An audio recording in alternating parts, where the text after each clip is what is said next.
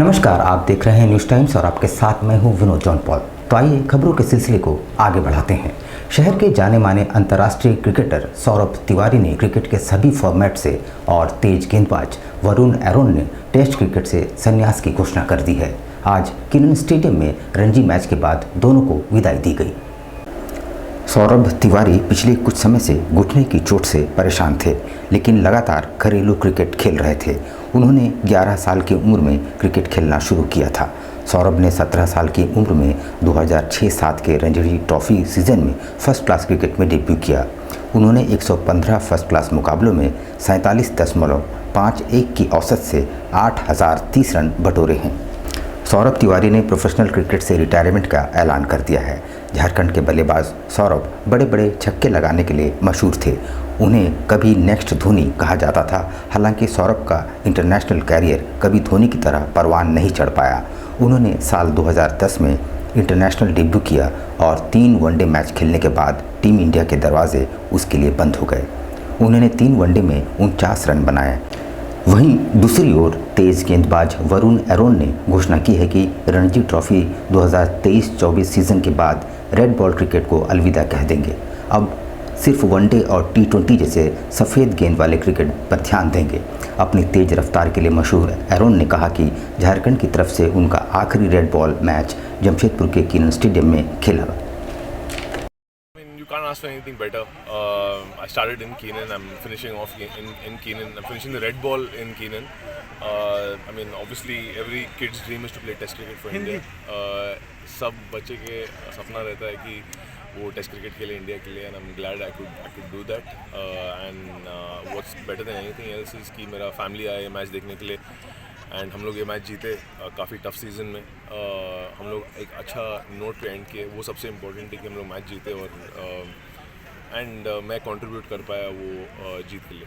आखिरी मैच में ऐसा लग रहा था कि आप बहुत अच्छी इंटेंसिटी के साथ बॉल कर रहे हो, कुछ बाउंसर एकदम बैट्समैन के नाक के पास थे, जो स्मेल द लेदर, तो कैसे? हमेशा ऐसे ही रहता है, फर्स्ट मैच हो या लास्ट मैच, ऐसा कुछ फ़र्क नहीं पड़ता है। बट मेरा बिलीफ यही है कि जब भी आप ग्राउंड पे उतरते आपको अपना 100% देना चाहिए। उधर चाईबासा में एक ही परिवार के 4 लोगों की हत्या मामले में पुलिस ने 24 घंटे के भीतर 5 आरोपियों को गिरफ्तार कर लिया है। पारिवारिक विवाद और बंटवारे को लेकर इस हत्याकांड को अंजाम दिया गया था। पुलिस अधीक्षक आशुतोष शेखर द्वारा जगन्नाथपुर CDPO राकेश नंदन मिन्स के नेतृत्व में SIT का गठन किया गया था। इस टीम ने तत्काल कार्रवाई करते हुए मामले का उद्भेदन किया और 5 आरोपियों को गिरफ्तार कर लिया। मृतक रोएवारी रिंकू ने 3 देवर, 1 भसुर और 1 चाचा ससुर को गिरफ्तार किया है। गिरफ्तार होने वालों में मंगल सिंह सिंकू, मोटरा सिंकू, जोगेन सिंकू, सोमा सिंकू और टुपुरा सिंकू शामिल है। पुलिस अधीक्षक आशुतोष ने बताया कि पारिवारिक विवाद के कारण आरोपियों ने लाठी डंडे से पीटकर पहले उनकी हत्या की और फिर घटना को आत्महत्या का रूप देने के लिए सभी शवों को रेलवे ट्रैक पर फेंक दिया। कल दिनांक 17 फरवरी 2024 को आठगमरिया थाना क्षेत्र में केंदुआ बस रेलवे स्टेशन के पास ट्रैक के किनारे एक महिला एवं 2 बच्चों का शव क्षत अवस्था में बरामद किया गया था।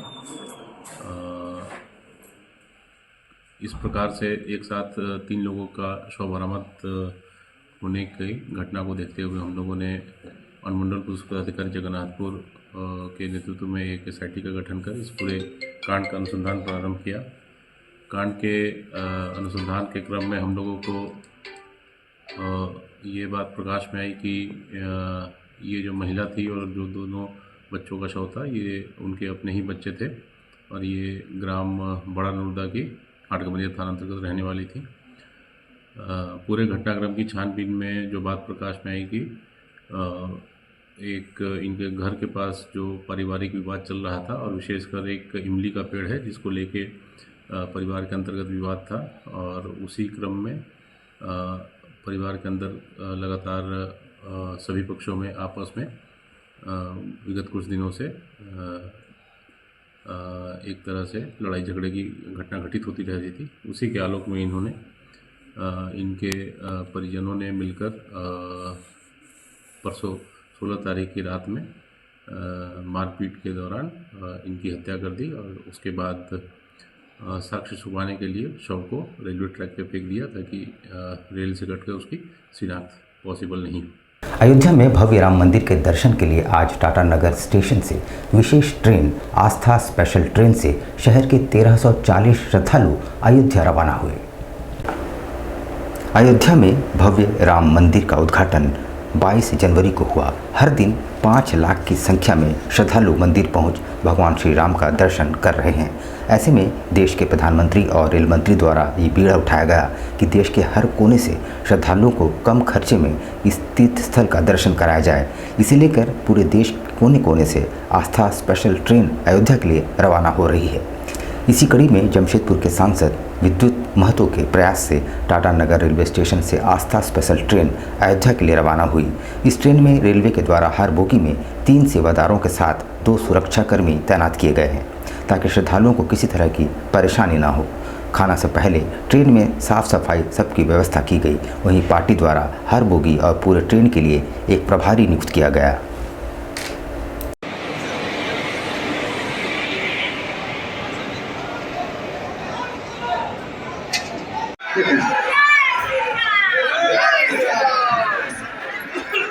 लोकसभा चुनाव नज़दीक है, ऐसे में प्रशासन पूरी तरह तैयारी में जुट गया है।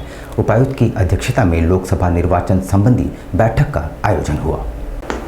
उपायुक्त अनन्य मित्तल की अध्यक्षता में आगामी लोकसभा निर्वाचन के निमित्त गठित विभिन्न कोषांगों के कार्य प्रगति की समीक्षा बैठक आहूत की गई। बैठक में वरीय पुलिस अधीक्षक किशोर कौशल, उप विकास आयुक्त मनीष कुमार, सिटी एसपी मुकेश लुनायत, ग्रामीण एसपी ऋषभ गर्ग, एसडीएम दालबूम पीयूष सिन्हा शामिल हुए। उपायुक्त ने स्पष्ट निर्देश दिए कि जिन जिन कार्यालयों द्वारा अपने कर्मियों की सूची नहीं कार्मिक कोषांग को अब तक उपलब्ध कराई गई है वे 20 फरवरी तक उपलब्ध कराएं, अन्यथा कार्यालय प्रधान की जवाबदेही तय की जाएगी। उन्होंने सभी कोषांगों को कार्य योजना बनाते हुए कार्य करने तथा कोषांगों की गतिविधियों में तेजी लाने का निर्देश दिया। उन्होंने सभी कोषांगों के नोडल को प्रत्येक 2 दिन में कार्य प्रगति की समीक्षा करने का निर्देश दिया। सभी ईआरओ, एआरओ, डीएसपी एवं थाना प्रभारी को क्रिटिकल पॉकेट्स का पुनः भौतिक सत्यापन किए जाने का निर्देश भी दिए। बैठक में क्रिटिकल और नॉन क्रिटिकल बूथ की संख्या, मतदान केंद्रों में उपलब्ध मूलभूत सुविधाओं का भौतिक सत्यापन, सेक्टर पदाधिकारी एवं सेक्टर पुलिस पदाधिकारी का प्रशिक्षण, शैडो थाना चिन्हित किए जाने, मानव बल का आकलन, पोस्टल बैलेट का आकलन, प्रशिक्षण कार्यक्रम की अद्यतन स्थिति, चुनाव कार्य में प्रयुक्त होने वाले वाहनों का आकलन, ईवीएम वीवीपैट का डेमोन्स्ट्रेशन कार्यक्रम भी मौजूद है। निर्वाचन को लेकर सभी कोषांगों के प्रभारी, सभी नोडल और साथ ही साथ सभी एआरओज, डीएसपी, थाना प्रभारी उनके साथ बैठक करी गई और इस बैठक में आने वाले हमारे जितने भी कोषांगों के कार्य हैं उनको रिव्यू किया गया। साथ ही साथ जितनी टाइमलाइंस हमें मीट करनी है उस बारे में बात करी गई और उसको 1 वीक के अंदर अंदर उस सभी कार्यों को कंप्लीट करते हुए उनको रिपोर्ट करने का निर्देश दिया गया। कॉमरेड केदार दास की पुण्यतिथि के मौके पर भारतीय कम्युनिस्ट पार्टी द्वारा उन्हें श्रद्धांजलि अर्पित की गई और साक्षी गोलचक्कर पर एक श्रद्धांजलि सभा का आयोजन हुआ। श्रद्धांजलि सभा का आयोजन किया जाता है। पार्टी के नेताओं ने साक्षी स्थित 81 आंदोलन के शहीद हरि कालिंदी एवं पैट्रिक पॉल के समाधि स्थल पर पुष्प अर्पित कर उन्हें श्रद्धांजलि अर्पित की। वहीं साक्षी गोलचक्कर पर स्वर्गीय केदार दास के चित्र पर पुष्प अर्पित कर उन्हें श्रद्धांजलि अर्पित की गई।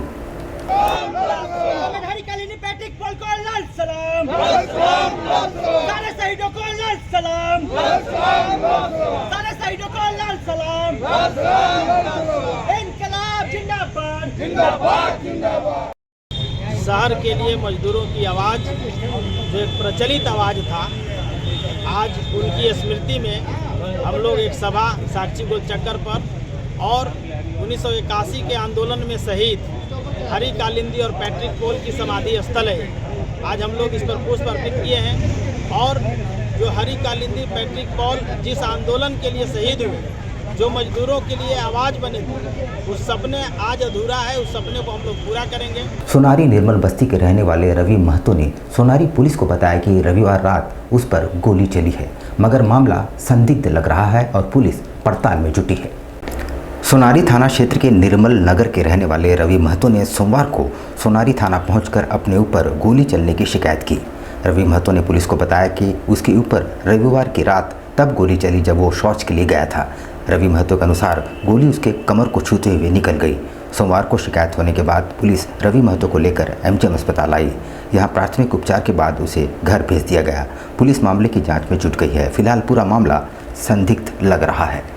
हम टॉयलेट करने के लिए निकले थे 11 बजे रात को, 11:30 ऐसे कुछ हो रहा था टाइम। हम घर घुस रहे थे तो एक लड़का को पहचानने नहीं सके। एक लड़का ताबड़तोड़ एक गोली चलाया मेरे ऊपर, तो हम घर घुस गए हड़बड़ा के। कमर पे टच होके पार हो गया गोली। क्या चीज़ से आया था वो लोग पैदल था। कहाँ पे हुआ हादसा?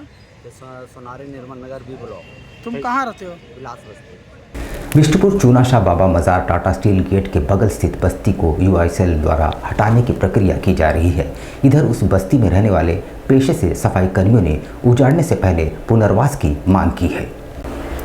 बिष्टुपुर टाटा स्टील गेट और चूनाशाह बाबा के मजार के ठीक बगल में अवस्थित इस घनी बस्ती में 70-80 वर्षों से ये लोग रहते आ रहे हैं। पिछले दिनों USIL की टीम वहां पहुंची थी और बस्ती खाली करने को कहा, मगर बस्ती वासियों के विरोध के बाद वे लौट गए। इस बस्ती में रहने वाले पेशे से सफाई कर्मी हैं और इनका कहना है कि इस तरह उन्हें रातों रात हटा देने से वे परिवार लेकर कहाँ जाएंगे। वे चाहते हैं कि पहले उन्हें पुनर्वास का इंतजाम किया जाए। हम बिष्टुपुर चूनाशाह बाबा 1 नंबर रोड झोपड़पट्टी में रहते हैं। हमारा झोपड़ी भी है, तोड़ दिया गया है। हमारा झोपड़ी भी नहीं है, हम लोग रोड में रह रहे हैं। हम लोग का छोटा छोटा बच्चा है। और रहा बात हम लोग पुरखों से है, 19 हम लोग के जब कि पैदा नहीं हुआ था तब से हम लोग है, मगर आज हम लोग का बाल बच्चा बेघर रोड में है।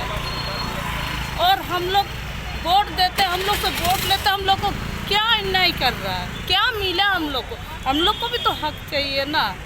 चूनाशाह बाबा को इतना बड़ा जगह दे रहा, इतना कुछ दे रहा, तो हम लोग को उसमें से इतना से नहीं दे सकता है कंपनी? क्या ऐसे ही है? जिसको ऐसे ही है। चूनाशाह बाबा बस्ती जो बसा हुआ बरसों से, उसमें दलित, आदिवासी, अल्पसंख्यक के जितने भी हमारे गरीब दलित वहाँ पर रहते हैं। और उस बस्ती में बिष्टुपुर जैसे रिहायशी इलाकों में हमारे लोग वहाँ पर गैरेज में काम करते हैं, स्कूल में काम करते हैं और नौकरानी का काम करते हैं, रिक्शा चालक है, तो बहुत छोटे छोटे ऐसे सफाई कर्मी हैं उसके काम करते हैं। इन लोग बहुत सालों से बसे हुए हैं। तो टाटा कंपनी ने पिछले वर्ष हम लोगों को जब यहाँ पर घर उजाड़ने के लिए आए थे बिना नोटिस दिए, तो हम लोगों ने विरोध किए थे। विरोध करने के बाद उन्होंने आश्वासन दिया था कि आपके घर को फिर से पुनर्वास की व्यवस्था कर दी जाएगी, जिसको के स्टेट डिपार्टमेंट के सुनील कुमार सिंह ने बार बार ये हम लोग को आश्वासन दिया गया कि आपको पुनर्व्यवस्था की जाएगी। लेकिन नहीं करने के बाद अभी कुछ दिनों पहले ये पता चला है कि वहाँ पर पूरी दीवार को घेर दिया गया और हमारे सामानों को फेंक दिया गया।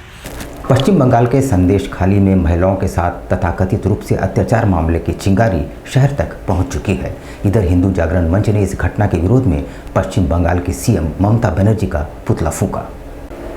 पश्चिम बंगाल के संदेश खाली में हो रहे आदिवासी महिलाओं के साथ तथाकथित रूप से अत्याचार मामले को लेकर जमशेदपुर में हिंदू जागरण मंच द्वारा मुख्यमंत्री ममता बनर्जी का पुतला दहन किया गया।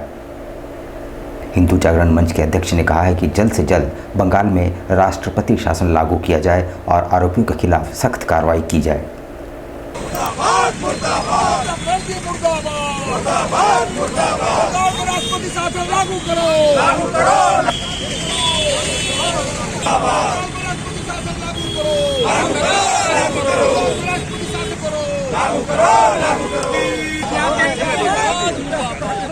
आंदोलन हो रही है हिंदू जागरण मंच की, पूरे भारत में हिंदू जागरण मंच पूर्ण विरोध एकदम आंदोलन करेगी और ममता बनर्जी सरकार की मतलब राष्ट्रपति शासन लगाने की बंगाल में मांग करेगी।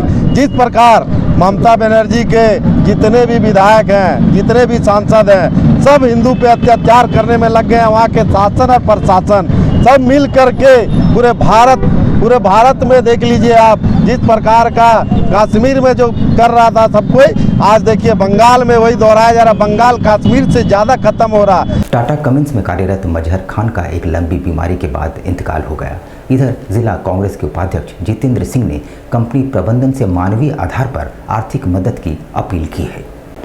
मजहर खान जिला कांग्रेस के सक्रिय सदस्य भी रहे हैं। महज 40 वर्ष की उम्र में उनके इंतकाल से उनका परिवार सदमे में है और वे ही परिवार के एकमात्र कमाऊ सदस्य थे। इधर जितेंद्र सिंह ने कहा कि टाटा कमिंस प्रबंधन को कम से कम मानवीय आधार पर उनके परिवार को आर्थिक मदद करनी चाहिए। हमारा कांग्रेस का एक डेलीगेशन जो है टाटा कमिंस के प्लांट हेड से मिलने जाएगा और मिल करके उनको एक दया याचिका और हम लोग अपील करेंगे। जो हमारा कांग्रेस का समर्पित सिपाही मजहर खान, जिसका इंतकाल हो गया 16 फरवरी को, और वो लंबी बीमारी से पीड़ित होने के बाद उसकी बीमारी के वजह से उसके घर का सारा पैसा उसमें लग गया है। आज ही हम सुबह उसके माँ बाप से भी भेंट किए, बोला हम लोग फूटी कौड़ी नहीं है खाने को, उसकी इलाज कराने में हम सारा का सारा पैसा लगा दिए और उसकी स्थिति ऐसी है कि उसके घर में कोई कमाने वाला नहीं है। तो हमने ये सोचा कि हमारी ये नैतिक जिम्मेदारी बनती है कि उसके पीछे जो परिवार है उसके लिए हम कुछ करें। तो हम लोग ये पहले तो टाटा कमिंस प्रबंधन से जा करके रिक्वेस्ट मानवीय आधार पे, नैतिक आधार पे एक दया याचिका करने जा रहे हैं कि आप जो है उसकी परिवार का भरण पोषण के लिए कोई अस्थायी एक व्यवस्था देने की कृपा करें। और हम इस पे कोशिश करेंगे मुख्यमंत्री जी से भी, श्रम मंत्री से भी, और यहाँ डिप्टी कमिश्नर जो लेबर डिप्टी कमिश्नर है उनसे भी मिल करके इसका आग्रह करेंगे, रिक्वेस्ट करेंगे कि प्रबंधन से दया याचिका के तौर पे उसके परिवार को एक भरण पोषण का ऑप्शन मिलना चाहिए। वृद्धावस्था पेंशन की उम्र सीमा 60 से घटाकर 50 वर्ष कर दिए जाने के बाद अब लाभुकों द्वारा फॉर्म भरने का अभियान तेज कर दिया गया है। आंगनबाड़ी सेविकाओं को फॉर्म भरवाने का जिम्मा सौंपा गया है। झारखंड सरकार ने एक ऐतिहासिक फैसला लेते हुए वृद्धावस्था पेंशन के लाभुकों की उम्र सीमा 60 वर्ष से घटाकर 50 वर्ष कर दिया है। मगर चूंकि लोगों में जागरूकता की कमी है, इसलिए आंगनबाड़ी सेविकाओं को ये जिम्मा सौंपा गया है कि वे बस्ती बस्ती जाकर लोगों को इसकी जानकारी दें और लाभुकों से फॉर्म भरवाकर सरकार की इस योजना से उन्हें लाभान्वित करें। निशा है, हम धटकी रेडियो मैदान के सहायिका हैं आंगनबाड़ी के। तो अभी जो हम लोग के लिए मुख्यमंत्री दिए हैं सरकारी योजना करने के लिए, पहले तो 60 साल का था, तो बहुत से गरीब लोग थी 60 साल तो उनका हुआ भी था तो उनको नहीं मिला। लेकिन अभी बहुत हम लोग खुशी की बात है कि जो अभी मंत्री बने हैं वो अभी 50 साल लगे। हमारे मुख्यमंत्री चंपई सोरेन अभी हम लोग को दिए हैं कि 50 साल का आप लोग फॉर्म भरिए। तो हम लोग 300 से ज़्यादा ही भर चुके हैं और हम लोग गली गली घूम के 3 दिन से हम लोग दौड़ रहे हैं कि आप लोग 50 साल का जो फॉर्म मुख्यमंत्री दिए हैं योजना आप लोग आके भराइए। आज रेडियो मैदान में हम लोग कैंप लगाए हुए हैं, सारी महिला सारी बच्चों के साथ में हम लोग बैठ के, हम अनायमा खान ने हम लोग भर रहे हैं बैठ के। अपनी पूर्व घोषित कार्यक्रम के तहत अपनी मांगों के समर्थन में विश्वकर्मा समाज के लोग राजधानी रांची कूच कर गए हैं। वे मोराबादी मैदान में प्रदर्शन करेंगे। झारखंड प्रदेश विश्वकर्मा समाज के प्रदेश अध्यक्ष विकास राणा के नेतृत्व में रांची में समाज के हक और अधिकार की मांग को लेकर मोराबादी मैदान में सभी का जुटान होगा। इस कड़ी में जमशेदपुर से विश्वकर्मा समाज और उसकी विभिन्न इकाई के लगभग 1000 की संख्या में महिला पुरुष रांची मोराबादी मैदान के लिए जमशेदपुर से रवाना हुए। इस संबंध में जानकारी देते हुए समाज के लोगों ने बताया कि विश्वकर्मा समाज की अनदेखी राज्य में हो रही है। विश्वकर्मा समाज को राजनीति का अधिकार देने, विश्वकर्मा समाज के लिए सरकारी योजनाओं को धरातल पर उतारने, सरकारी नौकरियों में विश्वकर्मा समाज को जगह देने समेत विभिन्न मांग उनके हैं। जिंदाबाद जिंदाबाद रैली जिंदाबाद जिंदाबाद जिंदाबाद मांगे देनी होगी हमारे 8 सूत्र कार्यक्रम को लागू करना होगा। झारखंड प्रदेश विश्वकर्मा समाज की ओर से इसकी 1 महीना पूर्व में घोषणा की गई थी कि विश्वकर्मा समाज की अधिकार रैली 18 फरवरी 2024 को मोराबादी मैदान में होगा। इसी कड़ी में जमशेदपुर विश्वकर्मा समाज और उसके अनुषंगी इकाई जितने हैं, कल्याण समिति, सभी मिल करके इस रैली में जमशेदपुर से रांची मोराबादी मैदान में जा रहे हैं और वहां जा करके हमने शक्ति प्रदर्शन करेंगे। इस विश्वकर्मा समाज के जितने बंधु माताएं बहनें लगभग 1000 से ज़्यादा की संख्या में हमला पूछ कर रहे हैं और सभी जाकर के अपने अधिकार को मुस्तैदी से रखें। यहाँ पर लेंगे हम छोटा सा ब्रेक, लेकिन अब कहीं जाइएगा नहीं क्योंकि ब्रेक के बाद खबरों का दौर जारी रहेगा। तो आप बने रहिए हमारे साथ और देखते रहिए न्यूज़ टाइम्स।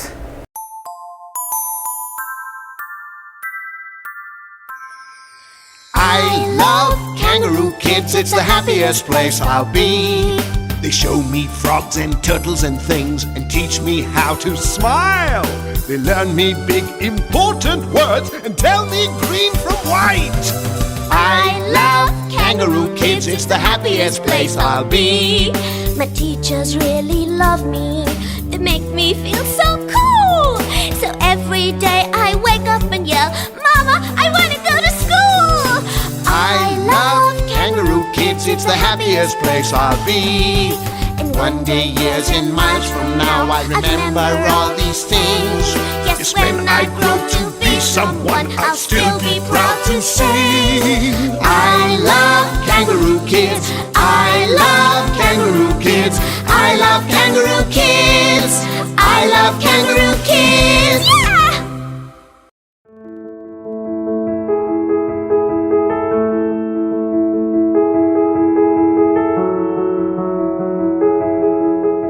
कैसे हो मनोज? ठीक ही है भैया। ठीक तो बोल रहे हो, ठीक तो दिख नहीं रहे हो। तुम्हारे उम्र में तो हम 10-10 किलोमीटर दौड़ जाया करते थे। सारे लोग टहल रहे हैं, तुम सुस्त बैठे हो। वो क्या है ना भैया कि थोड़ा प्रॉब्लम हो गया है। प्रॉब्लम? हम तुम्हारे बड़े भाई जैसे हैं, तुम अपना समस्या बताओ हमको। हो सकता तुम्हारी समस्या का समाधान हमारे पास हो। वो क्या है ना भैया कि हमको पाइल्स हो गया है। बहुत सारे डॉक्टर को दिखाया लेकिन कहीं पे कोई आराम नहीं मिला। बस इसी को लेकर परेशान हैं। चलो तुमको हम कहीं ले चलते हैं, हमको भी हुआ था। आज देखो हम ठीक हैं। कहाँ भैया? है हमारे एक परिचय के। वहाँ जाने से ठीक हो जाएगा? हाँ, एकदम ठीक हो जाएगा। पक्का ना? हाँ हाँ पक्का।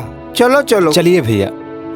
शमीम खान नवेदी, पाइल्स, बवासीर, किसी भी प्रकार का बवासीर हो 7 दिनों में जड़ से समाधान है। शमीम खान नवेदी, दातकेडी 9308081071 9031612032।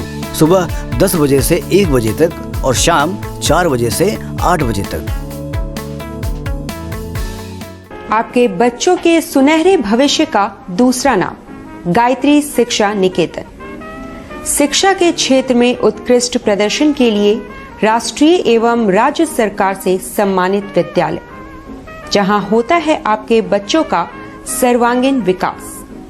गायत्री शिक्षा निकेतन उच्च स्तरीय और आधुनिक उपकरणों से lace computer lab, science lab, आधुनिक क्लासरूम्स। गायत्री शिक्षा निकेतन।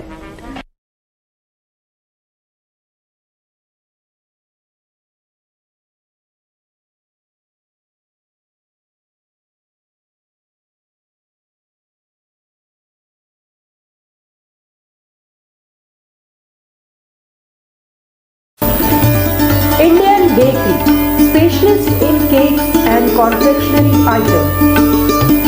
Online booking facilities. Online booking facilities. Specialist in all types of patties, eggless cake, birthday cake, anniversary cakes, wedding cakes,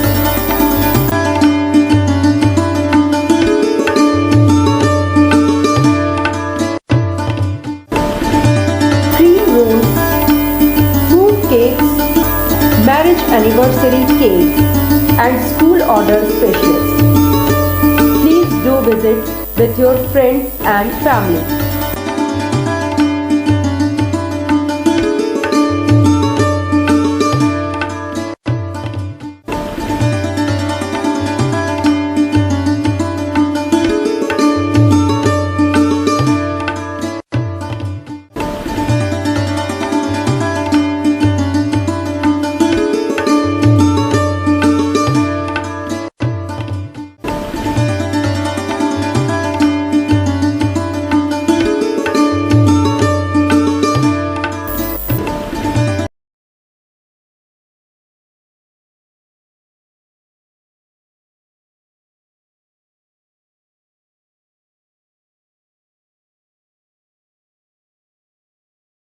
25 दिसंबर में जो है वो फ्रूट केक का डिमांड सबसे ज़्यादा रहता है।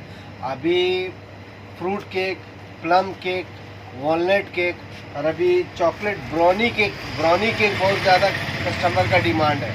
तो हम लोग ब्राउनी केक बहुत ज़्यादा बनाए हैं, फ्रूट केक भी बनाए हैं, ताकि कस्टमर का जैसा रिक्वायरमेंट रहे। और सारा केक हमारे यहाँ एगलेस वेज केक मिलता है।